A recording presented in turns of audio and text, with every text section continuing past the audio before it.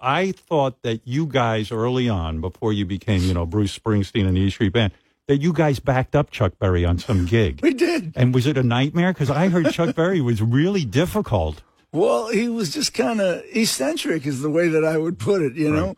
We did a gig at the Maryland Field House or something, and this is 1973.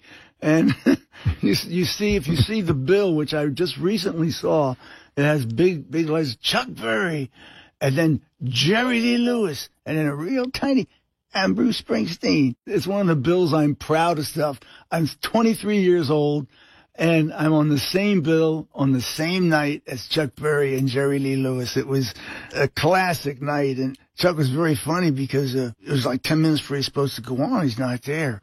And I'm standing there, and the promoter's trying to talk me to go back on, but people don't even know who I am at all. I'm going, I don't think I'm going on. People waiting for Chuck Berry right now. Right. And about 5 minutes before he's supposed to go on, the door slams. You see him walking up the ramp, him and his guitar, nobody with him, walks into the management office. Supposedly, he got $11,000, and $1,000 he gives back to the promoter if the band was any good and if the equipment worked. You know? Can you imagine? Think about you before a concert. You are obsessive. You will go to the soundboard. You'll go sit in every seat in the house. This guy shows up 5 minutes before his gig. He did walk into our room, say, "Hey, fellas, how we doing?" We said, "Great."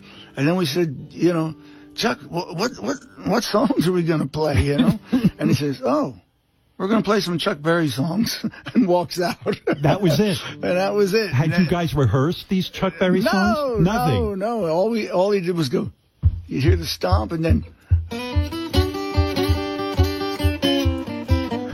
and you were left to find out the key. And, Oh, my God.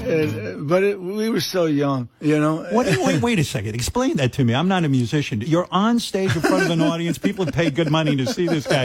And you're sitting there, and you're like, hey, let me go figure this out while I'm standing here. Exactly, Oh, my God. All I remember was we started playing, and Chuck ran back to me and said, "Play for that money, boy, play for that money." And I forgot to say, "Chuck, we're not making any money. We're backing you up for free because we love you." Wow. But it was fun. It was something to remember, play on the bill with. I mean, those were the fathers and geniuses who we forever will owe a debt to.